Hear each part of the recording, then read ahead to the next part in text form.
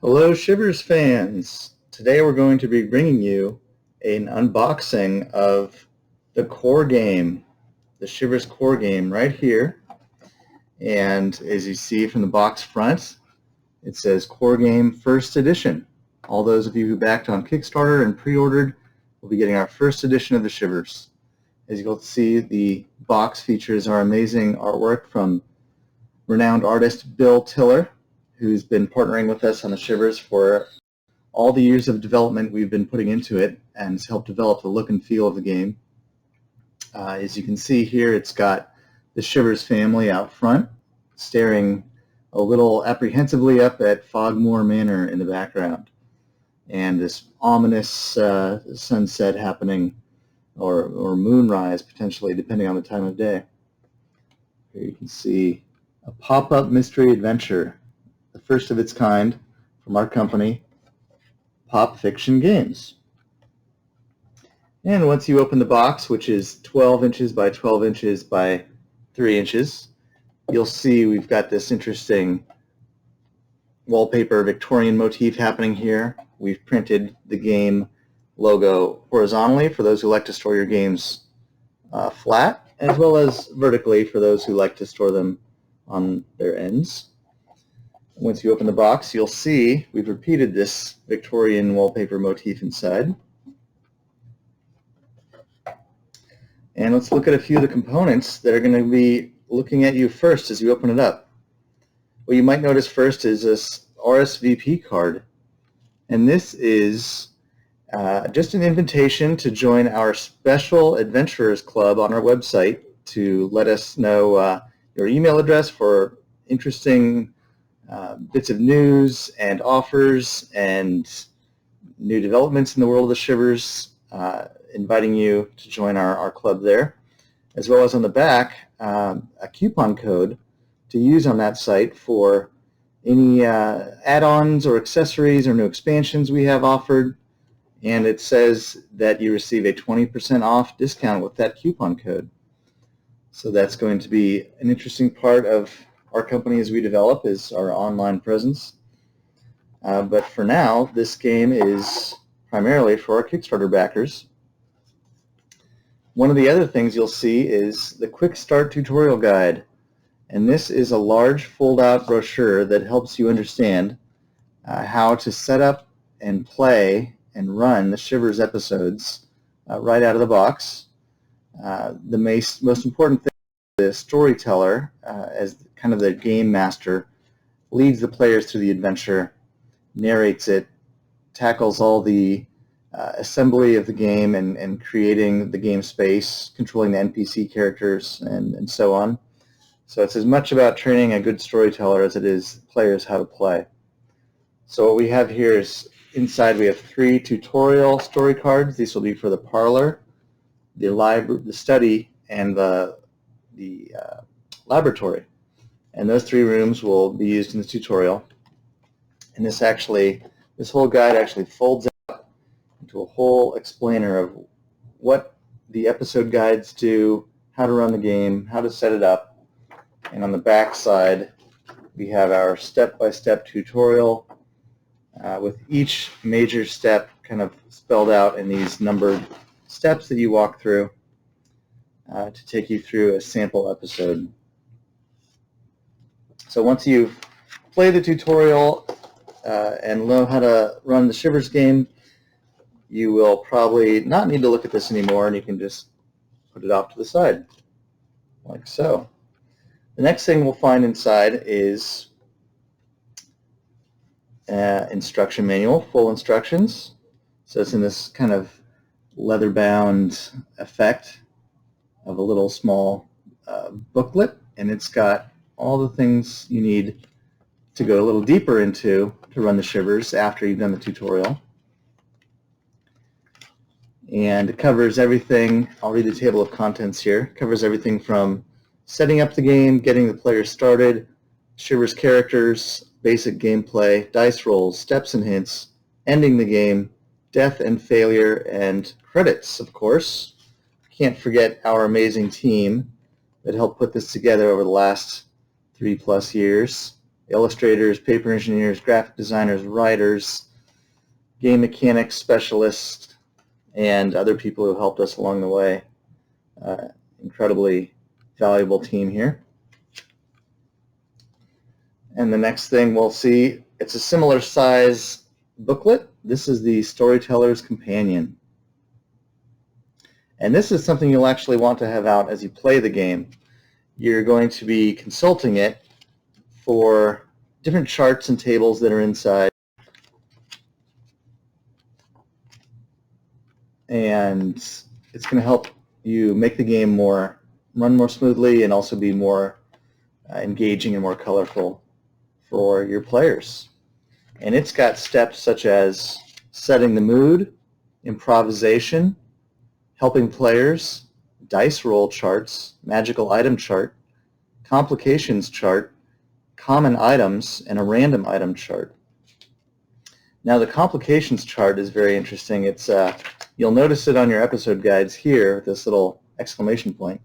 But there's 10 little mini complications you can insert at will into your episodes to make things a little more adventurous and a little more colorful, such as getting caught in a giant spider web, and how do you work your way out of that. So that's going to be a fun addition, is the Storyteller's Companion. And then we have another small booklet, the lore booklet.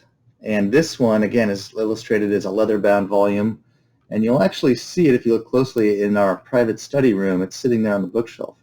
So if any player wants to read that book, you can just give them this booklet. It covers the history of Fogmore, which is illustrated in this beautiful map, again by Bill Tiller, of the entire town of Fogmore Cove, and some of the main highlights inside. Illustration of the construction of the Fogmore Manor, a family tree of the Von Draken family who lives there, and a very special section for us is the Residents of Fogmore Cove, which is actually a tribute to our backers. Each of our backers offered their names inside, either theirs or someone they love or care about, and they're now enshrined in the lore of Fogmore Cove as one of the residents. So we have thousands of backers printed in very tiny type. You might need the magnifying glass that comes with the game to read it. But as you'll see, all these backers helped believe in the Shivers, believe in our dream, and help make it a reality. So we wanted to make sure they had a special tribute. And it was a very touching way to include for us all the many, many people who helped make this game a reality. That is our lore booklet. All right, next we're getting into some of the game components themselves. First we have the character dashboards. There are 6 different characters you can play in the Shivers, and each player will get one of these dashboards. So here we have the Autumn Lark, who's one of the neighbors of the Shivers. We have Elijah Delgado, another neighbor. We have Frankie Shivers, the youngest member of the Shivers family. We have Rashida Shivers, the mom. We've got Brighton Shivers, the older son, and last but not least, Riley Shivers, the dad. So on the front side is a whole surface that not only explains the personality of the character and their abilities and fears. In this case, Riley's ability is constructing and strength, and his fear is snakes and spiders. There's also this character dashboard section that has the ability to write notes. You can write codes, secret codes, or notes you find, or items. So this becomes your inventory. So you might find a small key. With the dry erase marker provided, you can write those or erase them at the end of the game. So that becomes your kind of key dashboard to play any of the characters. And then the other thing that's important is, of course, your standee. So we've got 6 standees here. We have Frankie, Brighton, Elijah, and Rashida, Riley, and Autumn.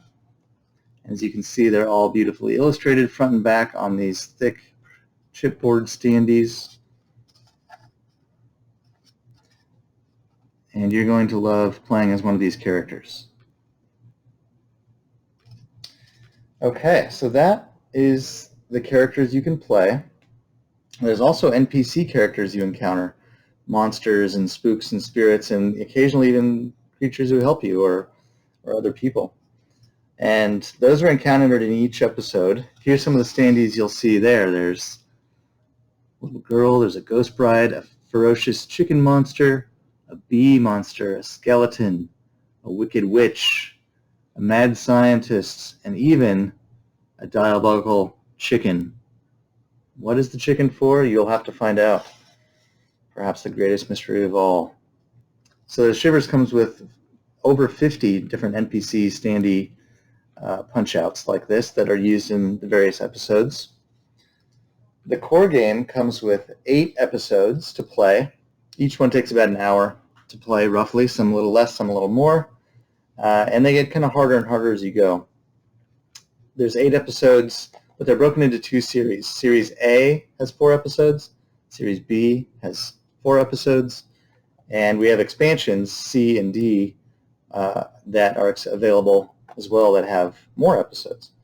So the Series A episodes all have these, what we call episode guides. There's 4 episode guides here.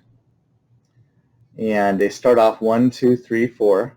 You'll play the episodes in order, starting with The Lost Kitten, number 1.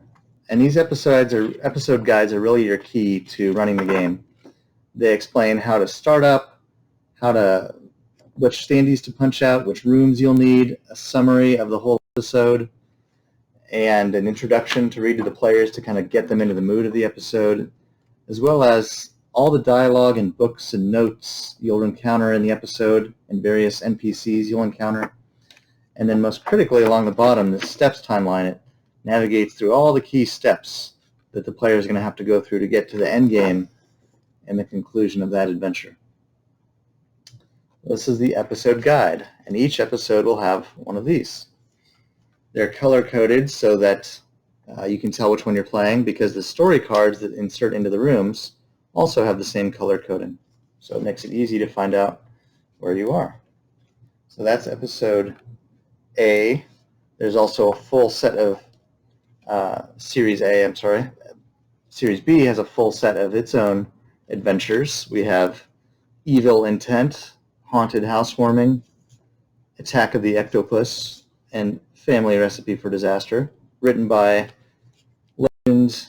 legendary Disney and LucasArts writer and game designer Larry Ahern on Series B. And they have all their own episode guides as well, and story cards. So these are all the story cards you would insert into the pop-up rooms to play Series B. You'll notice the parlor has extra wide cards because the parlor is twice as wide as a normal room. All right, so we talked about episode guides and story cards. Now let's get into the meat of the game itself. The most impressive part, I think, is, of course, the pop-up rooms. So here we have the cluttered kitchen. Every room is a 5.5 by 5.5 square with magnetic sides that lock onto each other.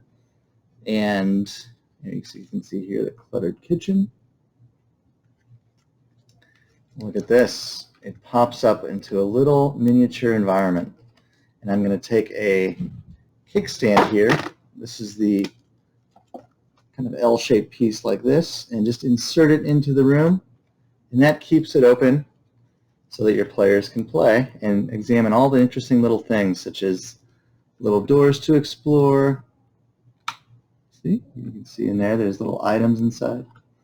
There's several doors in each room. Here's another door.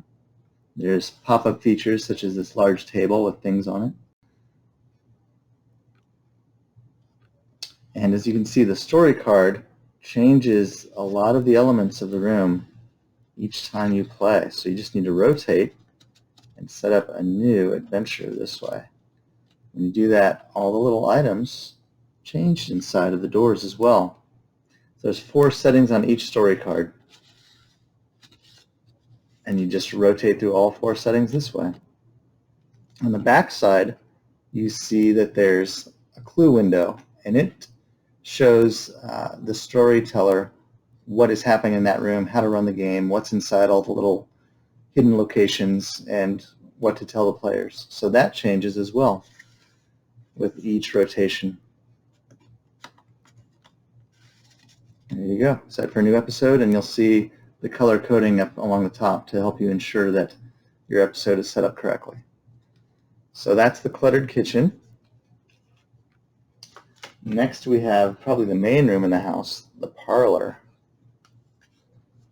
which is, again, twice as wide as the normal rooms. It's usually where you start your adventures. Lots of little doors to explore, furniture, nooks and crannies, and some very curious paintings on the walls that may or may not aid you in your quest.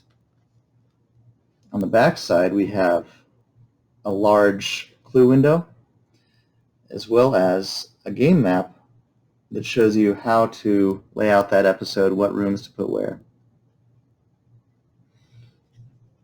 So that is the parlor, complete with a piano that opens, a grandfather clock that opens, furniture, a fireplace, even a window outside. Next room is the basement, which has a large crate in the middle that can even open up to look inside. So there's a large furnace in the back with pipes going to lots of different rooms and valves on those pipes that may be used in episodes. Here's a little door that opens to just find potentially a few little items inside. What's inside there? Oh, a skeleton pops out. So that is our basement. Then we have the courtyard, the creepy courtyard, one of the few rooms that are outside of the house. And as you can see, there's a Grim Reaper statue, a mausoleum, a bird bath sculpture, and a creepy oak tree hanging with its claw-like branches over the courtyard. The mausoleum opens over here. You can see some of the details.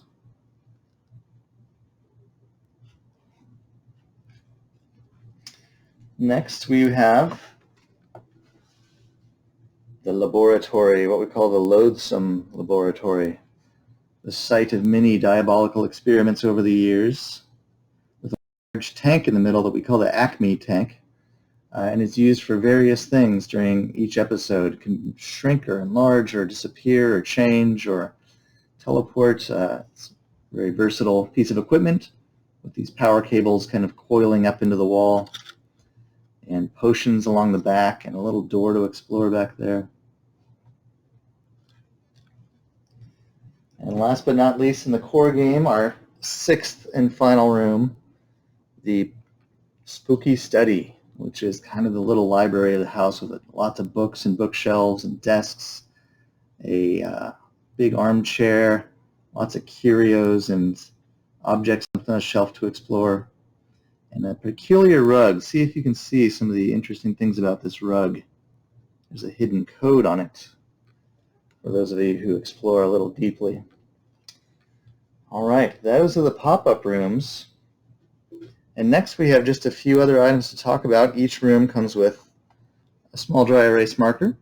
The core game comes with one marker like this with an erasable tip, and a small but high quality magnifying glass to see all those clues on all the little rooms. We've also got some unique tiles here. This is the hallway tile and the stairway tile, also magnetic, and they help your rooms lay out in different configurations for different episodes. We have a little steps arrow that helps you navigate which step you're on, just to keep track of where you're at in the episode. And we have our 3 really cool game dice, blue, green, and red. And these are used in different times. The green has more favorable outcomes, The red has more negative outcomes. And the blue is kind of evenly weighted in the middle. Its outcomes are, it works, it doesn't work, it kind of works, and it backfires. So the storyteller, if they roll a backfire, can figure out, okay, what's some unplanned little negative experience I can put the player into now that they made that crazy decision. The red dice has 3 backfires on it, so you take your chances when you're rolling the red dice, definitely. So those are the 3 dice that come with the game. Just a few other things. There's lots of standees, as I mentioned. The game comes with over 50. You'll punch out on these standee boards like this, double-sided. And that is it. That's it for the core game. We're also going to be doing a video you'll see next of the deluxe game, which has a few extra items, particularly expansions 1 and 2, that extend the adventure of the Shivers even further. So thank you for watching. You can go to our website at theshiversgame.com to find out more and to buy your own copy. Thank you.